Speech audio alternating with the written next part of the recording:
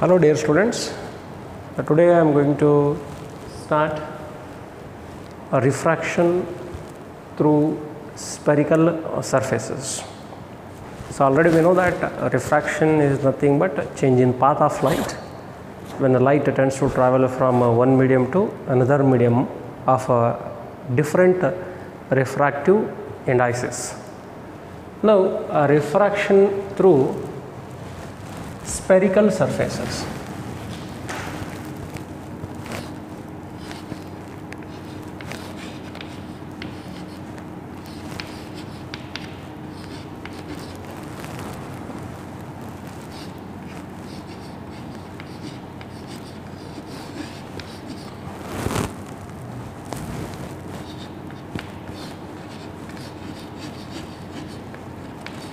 Spherical surface.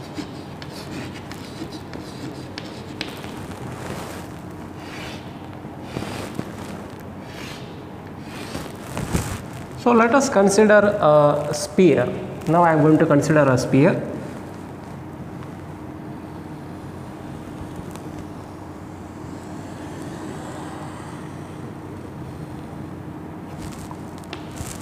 Transparent sphere. Now here, so the surrounding medium is a rarer medium and this one is a denser medium.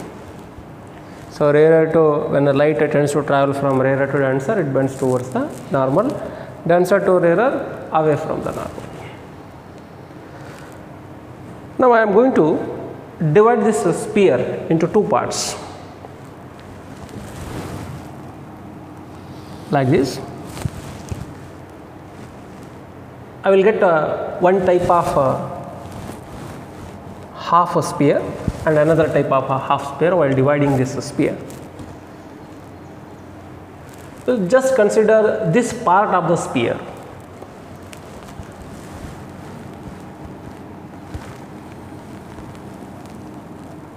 You just imagine yourself. So this is the one of the part of this sphere. So this is nothing but a spherical surface, spherical refracting surface. This side is rarer medium, this side is denser medium. That means it is convex in nature towards rarer. It is convex in nature towards rarer. If the spherical surface which is convex towards the rarer medium is known as convex spherical refracting surface.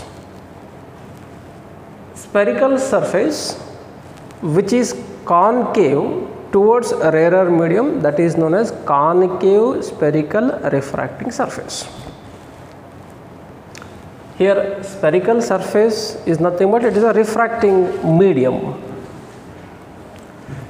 So we can divide that spherical refracting surface into two cases. First one is convex spherical refracting surface and second one is concave spherical refracting surface. So here air medium acts as a reference point in order to categorize spherical refracting surface into concave spherical refracting surface and a convex spherical refracting surface. So here this side is a air medium or rarer and this side is denser. Just imagine yourself, this one is a denser medium.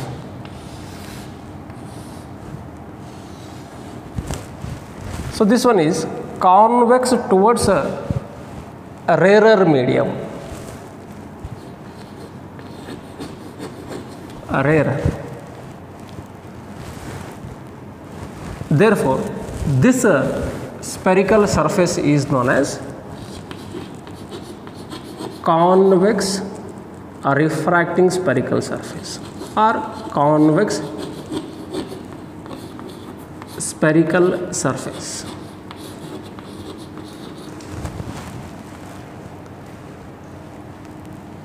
Now I am going to consider another part of this sphere.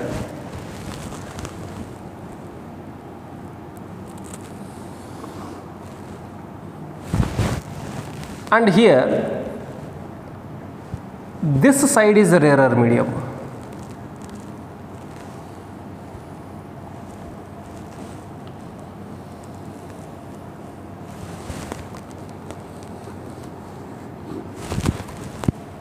This side is a rarer medium.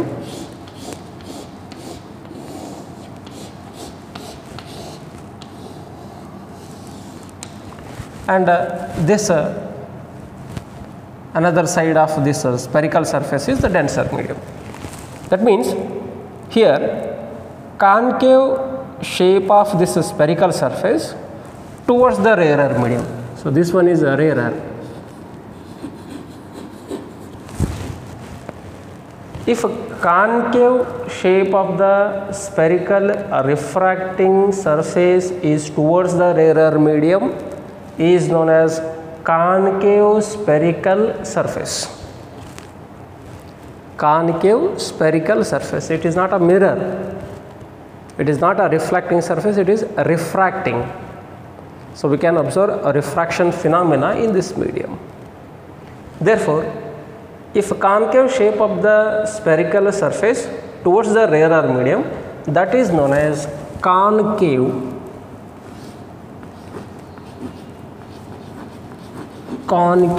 spherical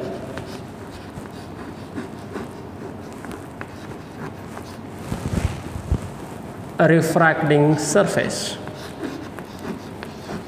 or we can say concave spherical surface. Obviously it is a refracting surface. So this is also part of this sphere. So this is also part of this sphere. Only by changing the surrounding medium. If the surrounding medium towards, that means a rarer medium is towards a concave, is known as concave spherical surface. If convex is towards the rarer, is known as convex spherical surface. Again, in case of a spherical surface, we are going to use certain basic terms, as like as in case of spherical mirror. So we have learned basic terms in case of spherical mirror. Now we are going to use the same term in case of spherical surface. So those are nothing but radius of curvature, center of curvature, pole, principal axis, etc. Now, in brief, so here spherical surface is nothing but a refracting surface or a refracting medium. It is a refracting medium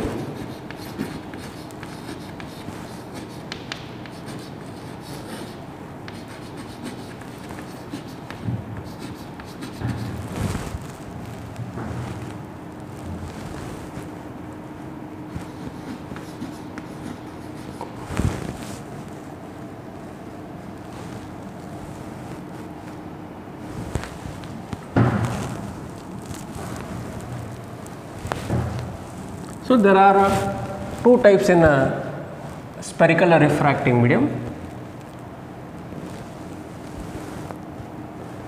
Refracting medium, which is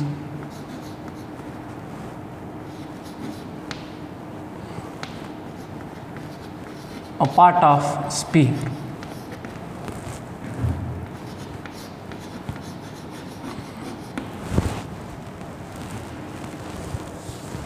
Or better write it is a spherical refracting medium, which is a part of a sphere, is known as spherical refracting surface.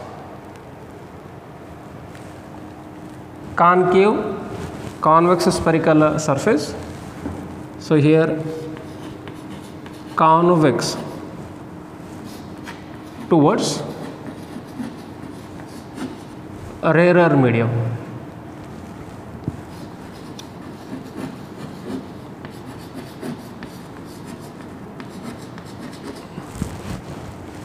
In this case, concave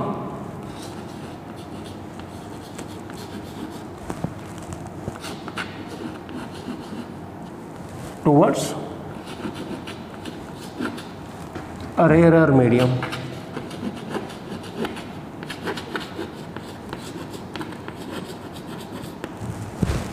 Convex towards a rarer medium, here concave towards a rarer medium. And the next term is pole. Pole, it is represented by P. So we know that pole is nothing but the midpoint of a circular boundary of the spherical surface. The midpoint of circular boundary of the spherical surface. It may be a concave spherical surface or convex spherical surface. So this is known as pole, and it is represented by P. Again, same definition. A radius of curvature. A radius of curvature. So this is the radius of the sphere.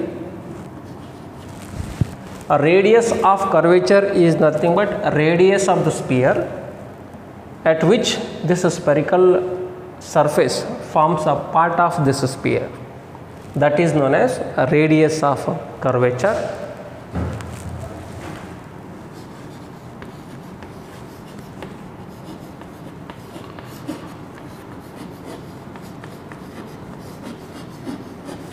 So it is represented by capital R, radius of curvature.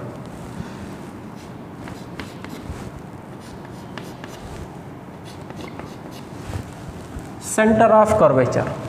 Center of curvature is nothing but center of the sphere. Center of the sphere at which spherical surface forms a part of this sphere. So it is one of the part of this sphere. So here center of curvature is nothing but center of the sphere at which the given spherical surface forms a part of that sphere. So that is known as center of curvature. Center of curvature. And it is represented by capital C.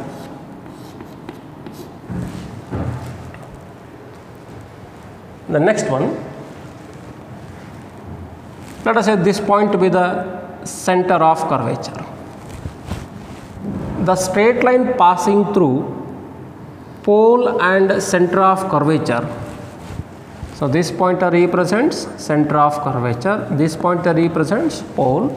The straight line passing through pole and center of curvature, that straight line is known as principal axis.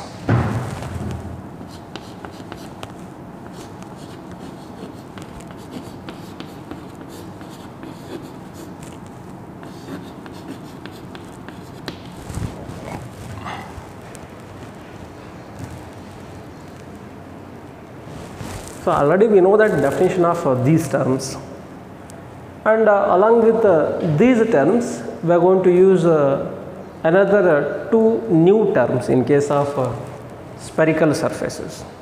The first one is object space, second one is image space. Object space means the medium which contains object. The medium which contains object, that is known as object space. The medium which contains image, that is known as image space. Object space and image space.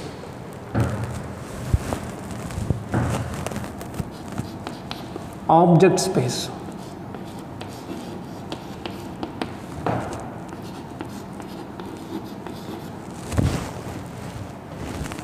So if you want, you can write the definition for object space. the medium which contains object.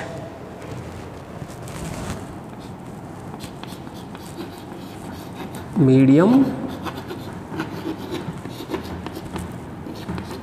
which contains object. Another one is image space. Image space. Definition: a medium which contains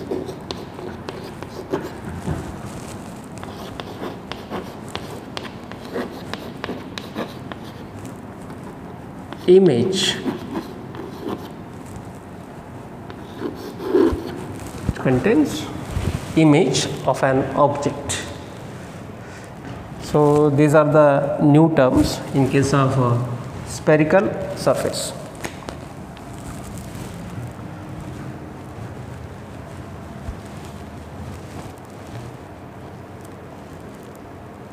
So in case of concave,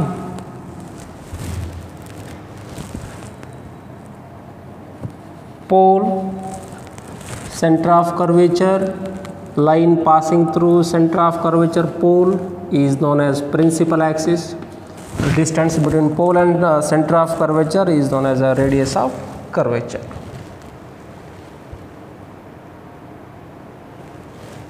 Okay. And also in case of refraction through spherical surface, once again we are going to use the same Cartesian sign conventions. So according to Cartesian sign conventions, all distances measured from the pole, all distances measured from the pole. So distances means here object distance, image distance, center of curvature, radius of curvature, like that. So we should measure those distances from the pole. So here pole is our reference point in order to measure these distances. And the second one, if the distances measured in the direction of incident light, if the distances measured in the direction of incident light are taken as positive, if the distances measured in the direction opposite to the incident light are taken as negative. And next, in case of spherical surface, we are going to prefer point object. So this is our assumption in case of spherical surface. Along with these three Cartesian sign convention, we are going to consider a point luminous object lies on the principal axis in order to discuss various things in case of spherical surface. Now, what is the reason behind to consider this point object means? In order to avoid the extra mathematical steps, or in order to study the phenomena which are taking place in spherical surface in easiest way. For that reason, we are going to prefer point object which is lies on the principal axis. And we are going to prefer a spherical surface, either it may be a concave or convex, with a small aperture. So we know that aperture is nothing but diameter of circular boundary of the spherical surface. Diameter of circular boundary of the spherical surface, that is known as aperture.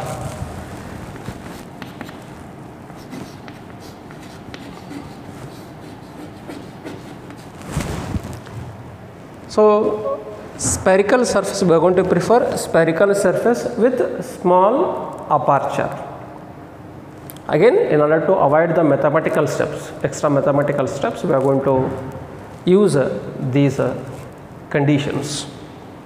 And along with these two conditions, so we are going to take another condition, that is we are going to consider paraxial light ray. The first assumption is point luminous object lies on the principal axis. Second one is spherical surface with a small aperture, and the third assumption is paraxial light ray. Light ray which is parallel to the principal axis and also close to the principal axis.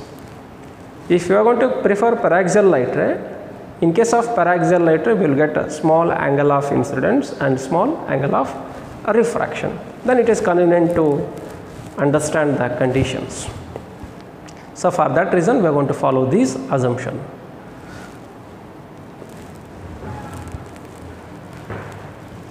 So try to remember these rules and assumptions in case of spherical surfaces.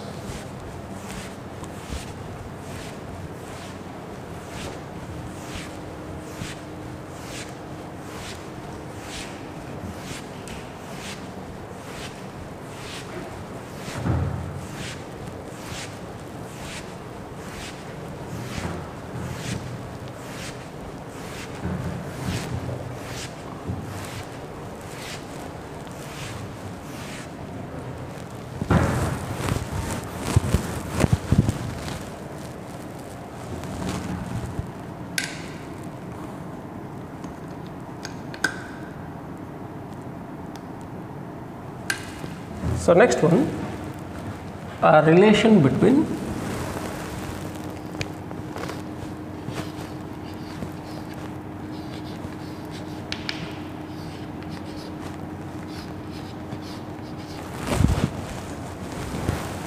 N, U,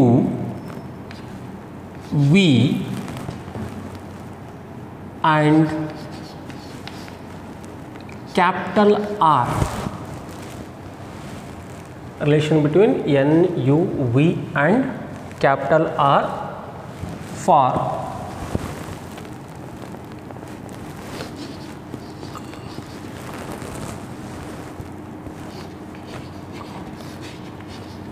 a refraction at a spherical surface.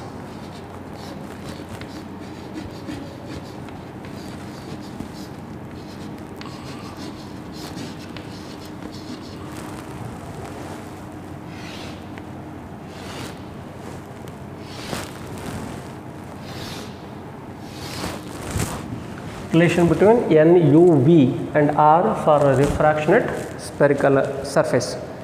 So in your examination, so they are going to ask this one for 5 marks. Derive the relation between N, U, V and R for refraction at spherical surface. So we can derive this relation either by considering a concave spherical refracting surface or by considering convex refracting spherical surface. So now I am going to consider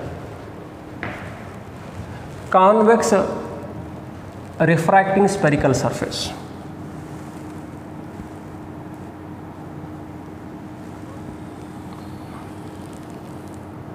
Convex refracting spherical surface. So convex refracting spherical surface means the convex shape of the spherical surface towards a rarer medium. That means this side is a rarer medium and this side is denser medium. In order to highlight these two media, you can make shade on one side of this spherical surface.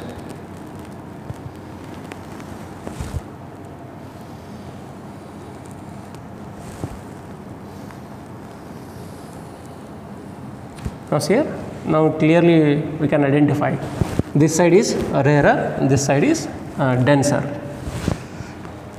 So let us consider refractive index of rarer medium is N1, refractive index of denser medium is N2, and midpoint of circular boundary of the spherical surface is known as pole.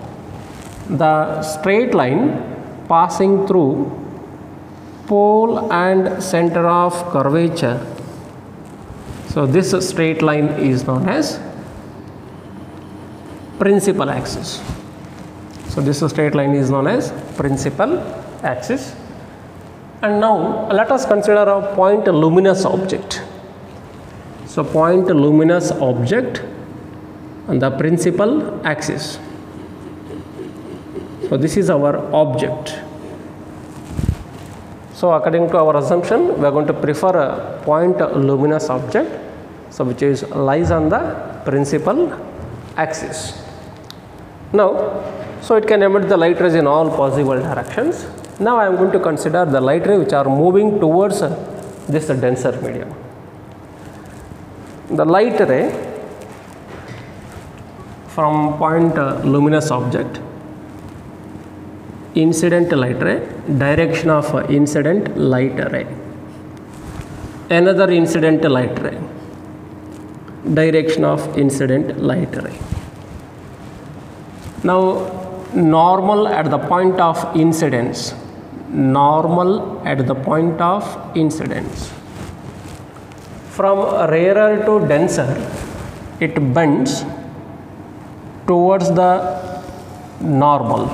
It bends towards the normal. Direction of refracted light ray. See here, this light ray undergoes normal incidence. This light ray undergoes normal incidence, and hence there is no change in path of refracted light ray.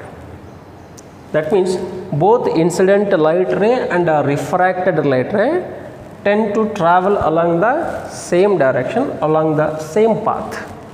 Therefore, here direction of refracted light ray.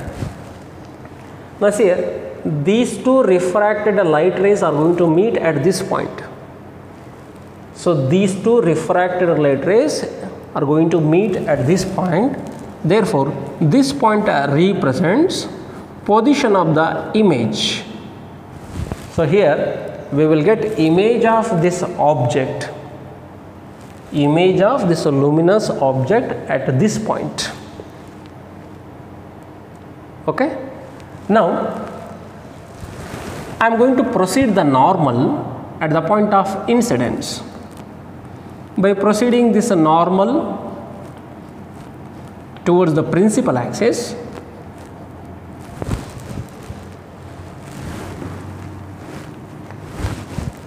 so let us say this normal meets the principal axis at center of curvature.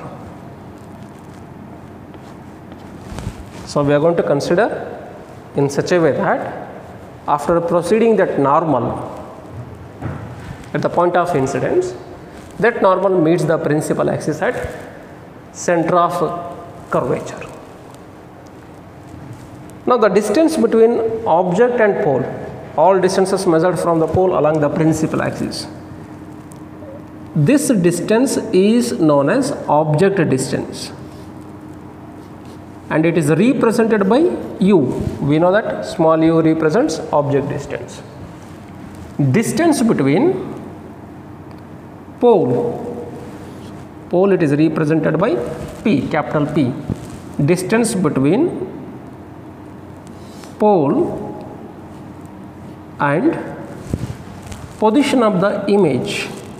This distance is known as image distance, and it is represented by small v. Distance between pole and center of curvature. This distance is known as a radius of curvature, C. So here radius of curvature is capital R. So this medium is rarer. So it is convex towards rarer. Therefore, so this one is convex spherical surface. Let us say XY be the convex spherical refracting surface. So from this ray diagram, This XY convex spherical refracting surface separates two media, N1 and N2, two media of refractive indices N1 and N2. So let us take the next step. XY, brief explanation about the diagram.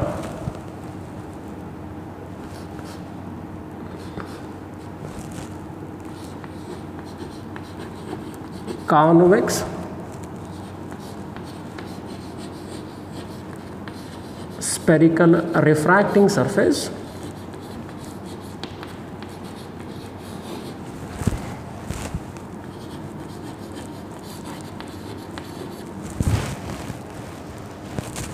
which separates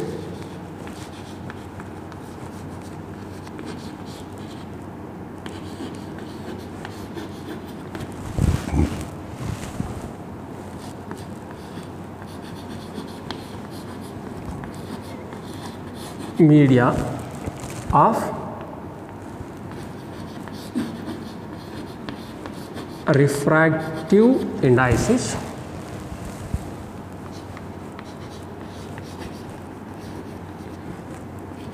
N1 and N2.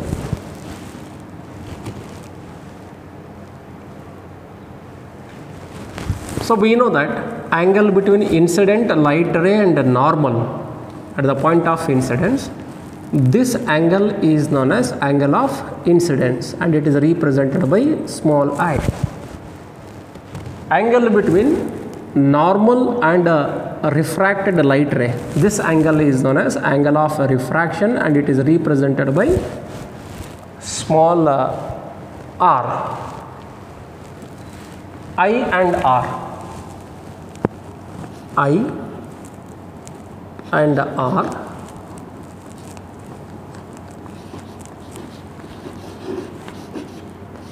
angle of incidence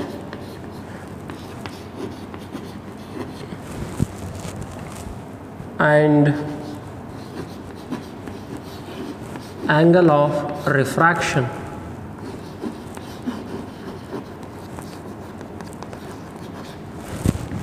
respectively.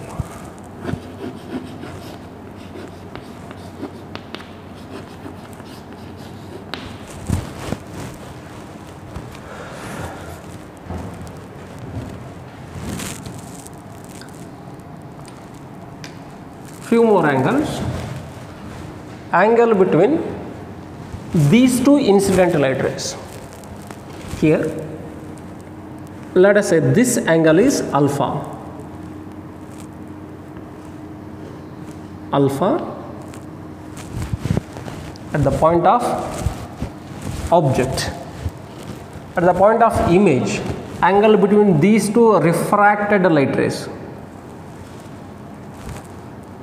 Beta. Alpha between two incident light rays, beta between two refracted light rays, and gamma between normal and principal axis. Gamma between normal and principal axis.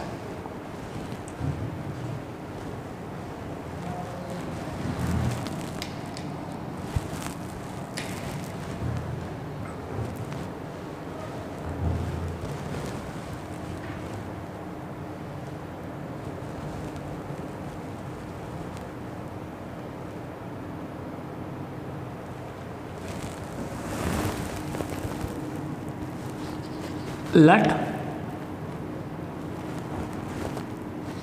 alpha, beta and gamma be the angles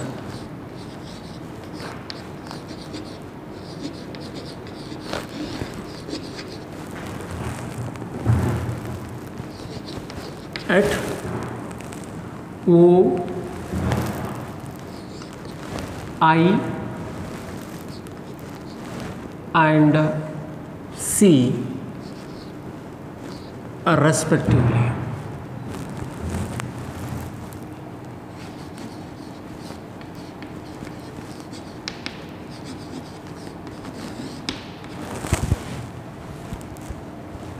So here N1 is a refractive index of the rarer medium, N2 is a refractive index of the denser medium.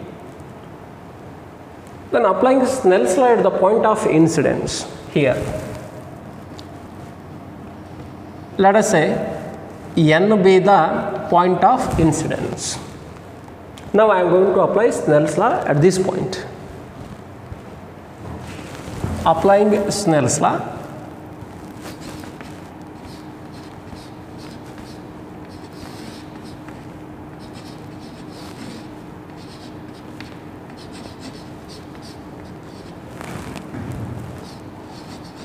applying Snell's law at the point of incidence or at capital N, that is point of incidence.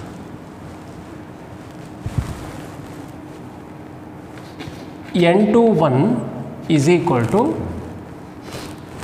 sin I divided by sin R. The ratio of angle of incidence, the ratio of sin of angle of incidence to the sin of angle of refraction is equal to constant, and that constant is known as a refractive index of the medium at which we can observe change in path of light. We know that relation between relative refractive index and absolute refractive index. So we can write N21 as N2 divided by N1. Cross multiplication, N1 sin I is equal to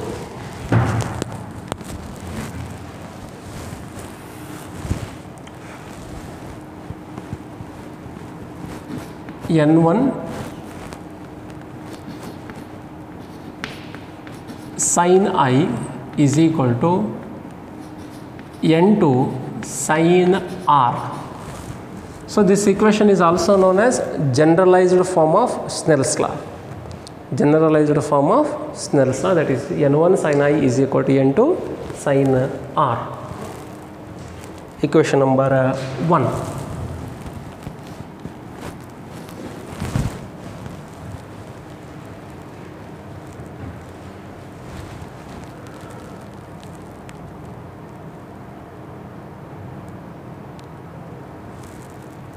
Here for paraxial light ray, according to our assumption, we are going to consider point luminous object lies on the principal axis, and second one is spherical surface with a small aperture, and third one is paraxial light ray.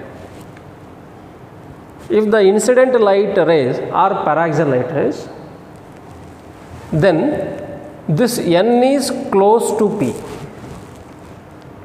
Then only we can say ON is parallel to principal axis. So N is very close to P. For paraxial light ray, angle of incidence and angle of refraction are very small. If you are going to consider paraxial light ray, in case of this, we will get a small angle of incidence and a small angle of refraction. Therefore, for paraxial ray,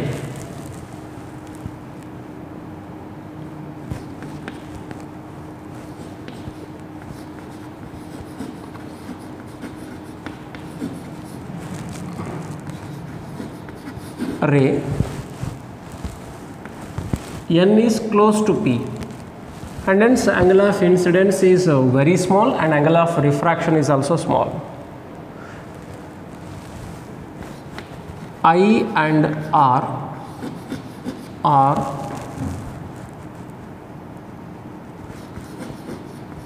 very small. For small angle, so we can write, therefore sin I is nearly equal to I, and sin R is nearly equal to R. Then equation 1 becomes,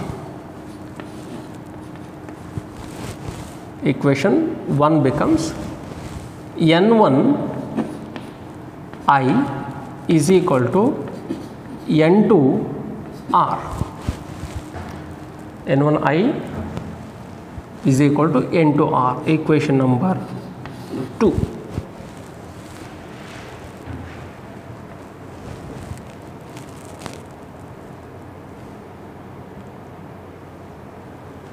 And also in geometry we know that in a triangle exterior angle is equal to sum of internal opposite angles. In a triangle exterior angle is equal to sum of internal opposite angles. So here let us consider the triangle ONC. In this triangle I is exterior angle, then this exterior angle is equal to sum of internal opposite angles, that is alpha plus gamma. Similarly, from this triangle NCI, exterior angle is gamma, internal opposite angles r plus beta. Therefore, we can write gamma is equal to r plus beta. So here we know that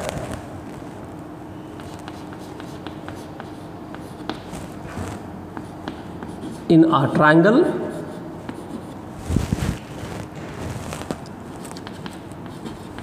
exterior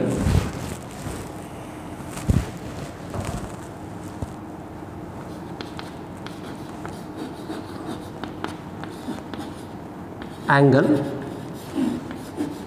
is equal to sum of internal opposite angles.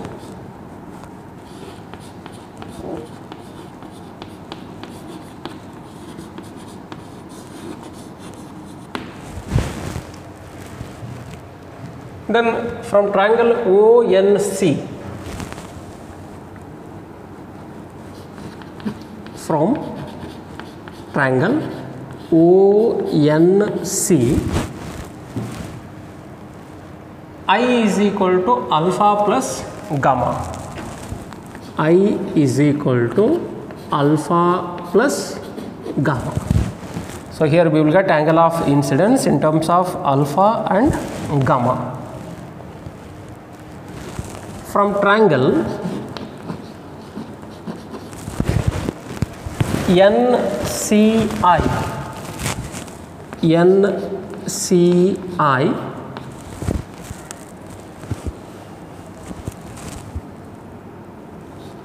from triangle NCI,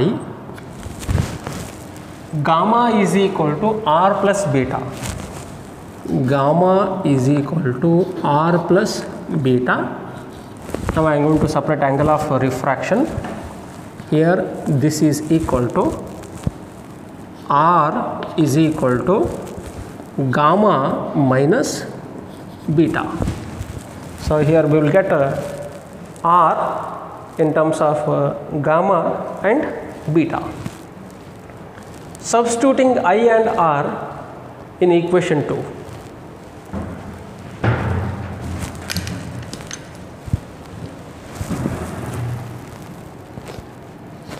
Put I and r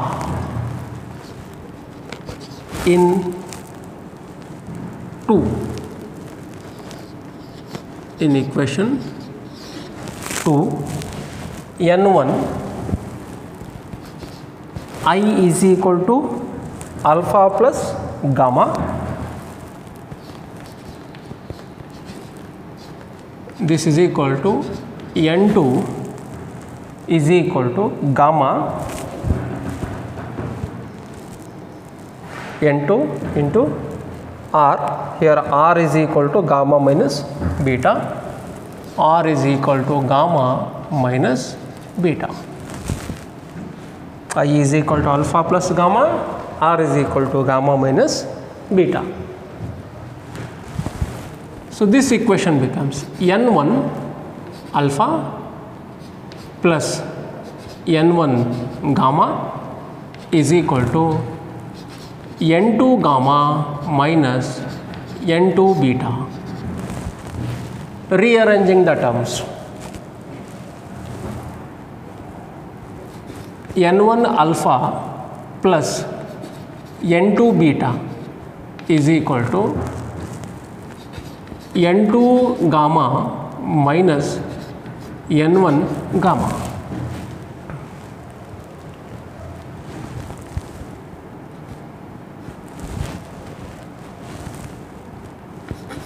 N1 alpha plus N2 beta is equal to, here common factor is gamma, then gamma into N2 minus N1.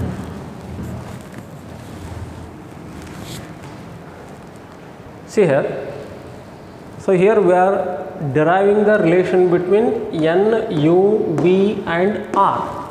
But now this equation is in terms of alpha, beta and gamma. We don't want alpha, beta and gamma. Now we have to convert that equation in terms of U and V and R. U, V and R. Already N is there. Now from this ray diagram, according to our assumption, we are going to prefer paraxial light ray. For paraxial light ray, this N is very close to P. See here, this N is very close to P. If N is very close to P, you just imagine yourself, now N is at this point. NP, this NP is considered to be a straight line perpendicular to the principal axis for paraxial light.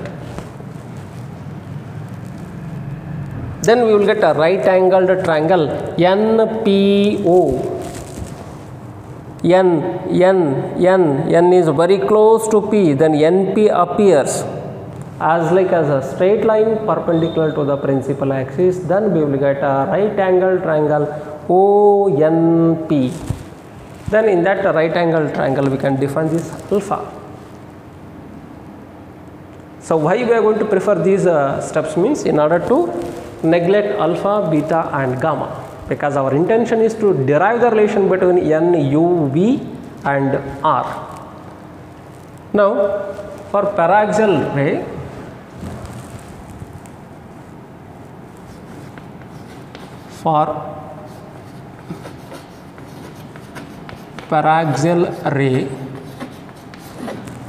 N is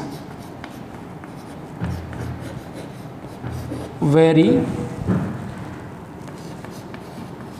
close to P and NP is considered to be a straight line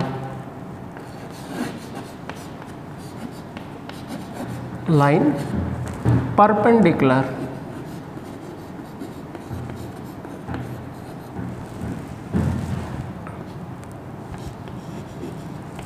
to the principal axis.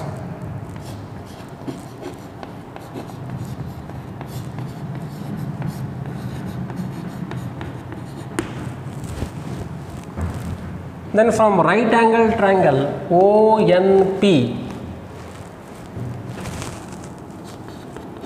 from right angled triangle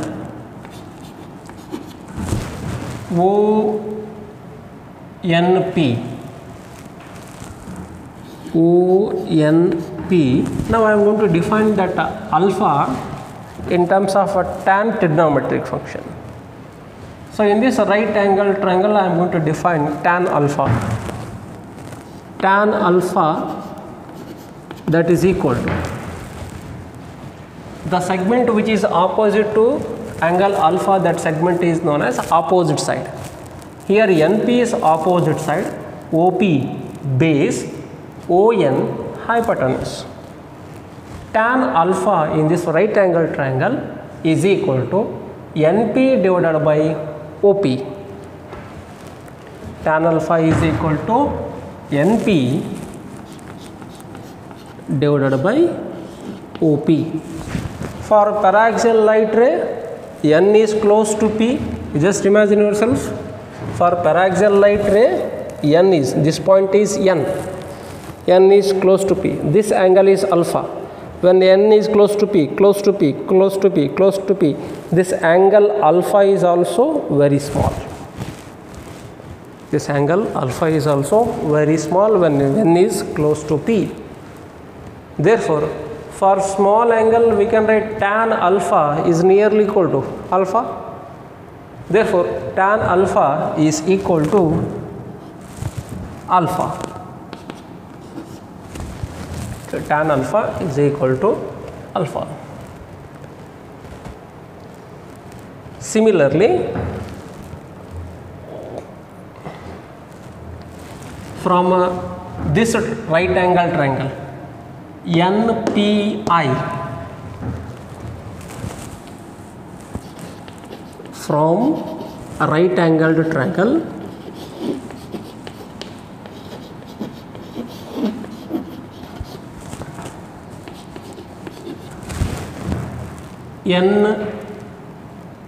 NPI,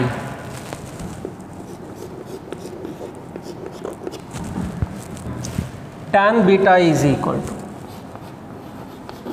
tan beta is equal to, from this right angle triangle, this side is opposite side, base, hypotenuse, NP by PI is equal to tan beta. NP divided by PI is equal to tan beta. Again, when N is close to P, angle beta is also very small. For small angle, tan beta is equal to beta. Therefore, beta is equal to NP divided by PI.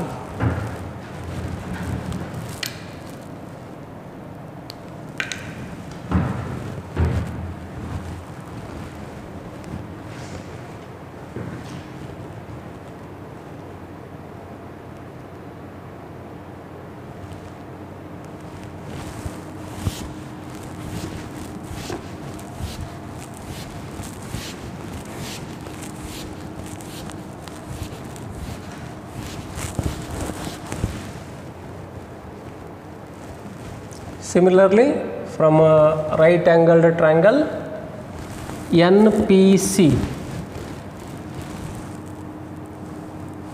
Similarly, from right angled triangle, NPC,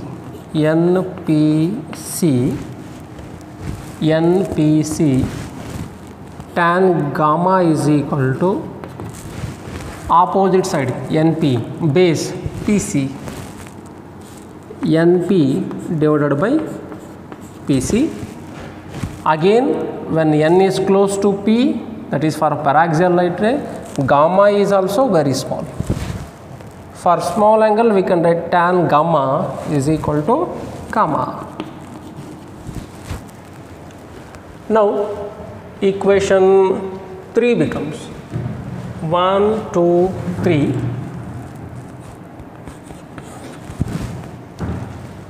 Equation 3 becomes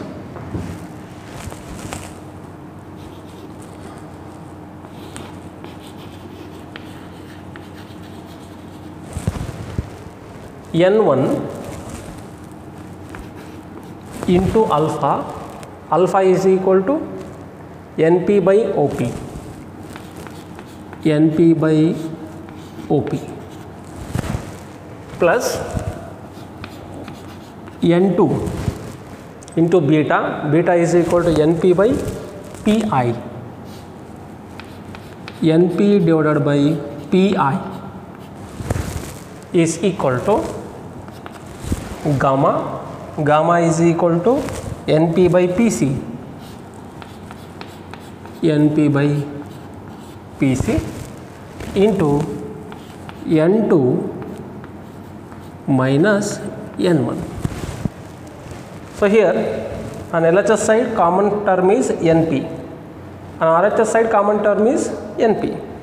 NP, NP get cancelled. Then remaining terms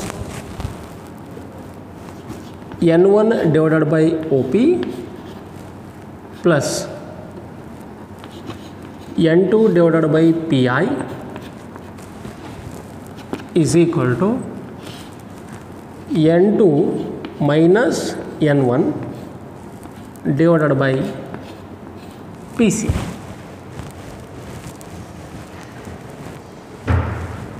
Still that equation is in terms of refractive index.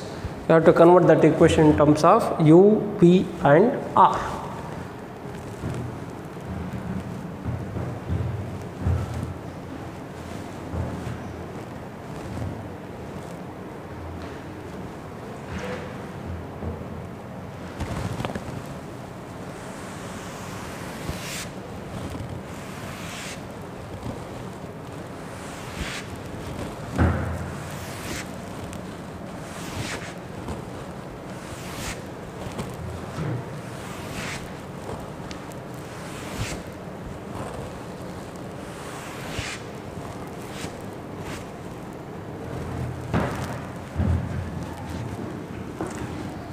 Now OP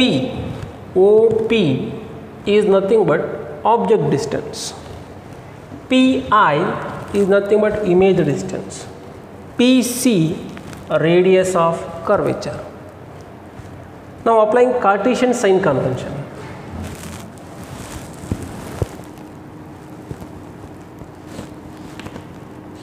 from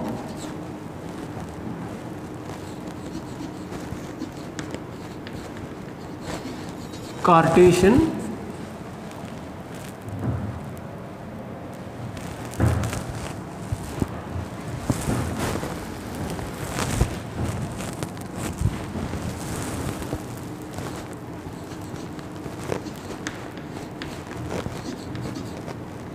sign convention,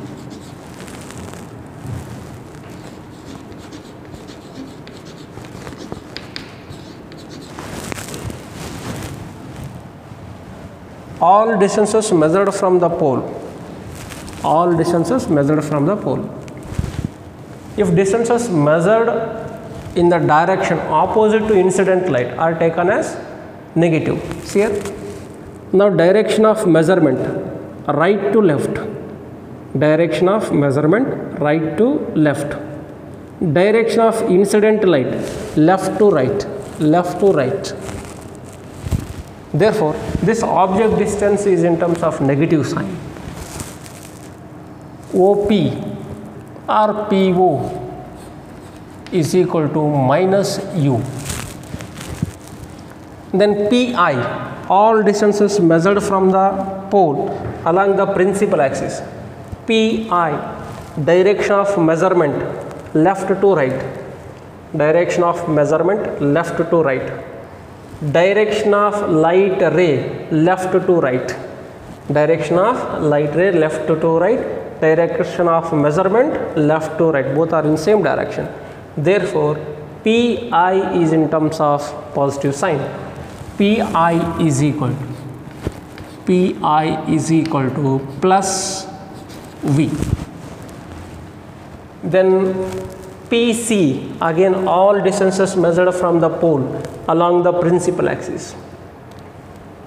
So here PC, this measurement, the direction of measurement is left to right, direction of light beam left to right, both are in the same direction. Therefore, this PC is in terms of positive sign. PC is equal to plus R. PC is nothing but radius of curvature. Now see here, OP is in terms of U, PI is in terms of V and PC is in terms of R. Equation 3 4. Equation 4 becomes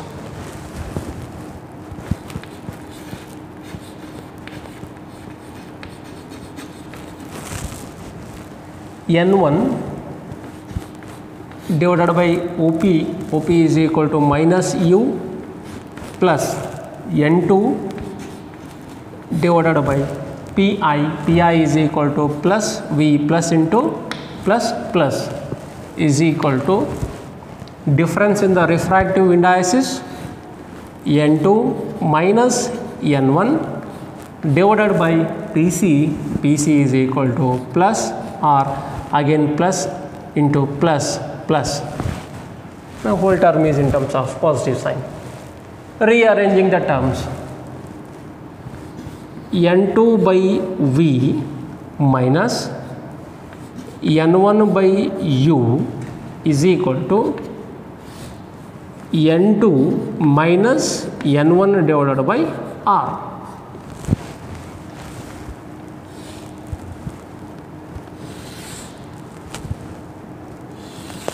So this is the relation between N, U, V and R. How to read this equation? N2 refractive index of denser, N1 refractive index of rarer. Here rarer medium contains object, denser medium contains image.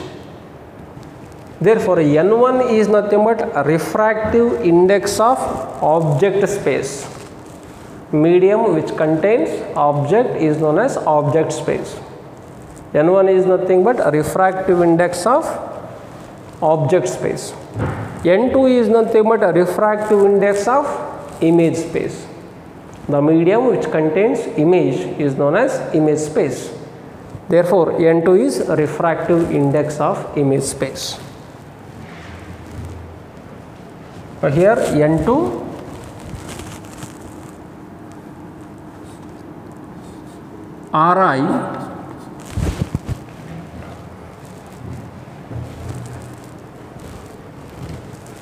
Ri of image space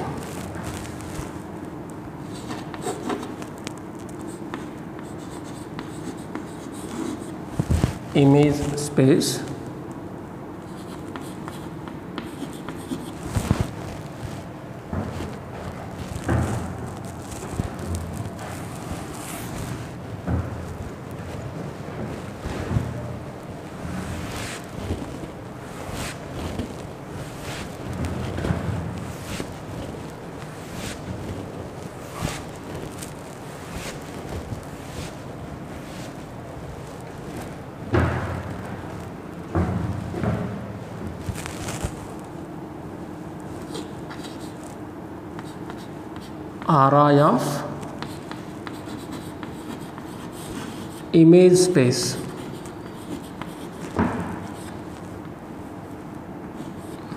divided by V, image distance. V is nothing but image distance.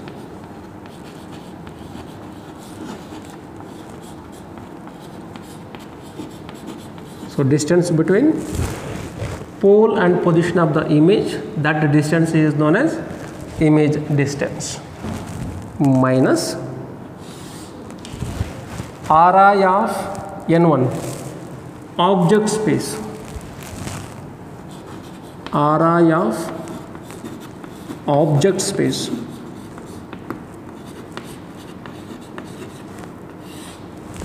divided by U, object distance, distance between pole and position of the object distance.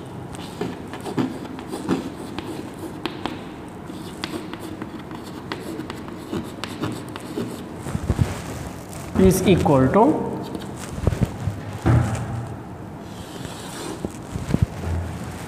N1, N2 minus N1, difference N2 minus N1, difference in the refractive indices. Index means singular, indices means plural.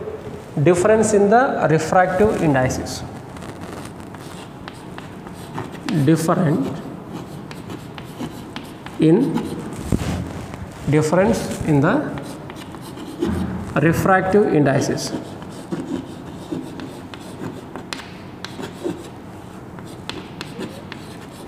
Indices divided by radius of curvature. Radius of curvature.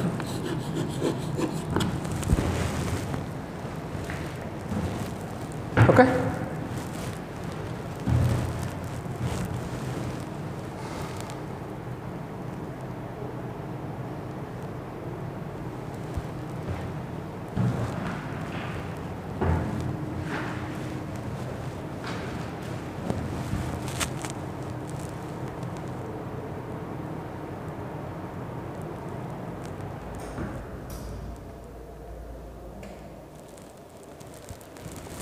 Okay, so this is all about the relation between refractive index, object distance, image distance, and radius of curvature in case of a spherical refracting surface.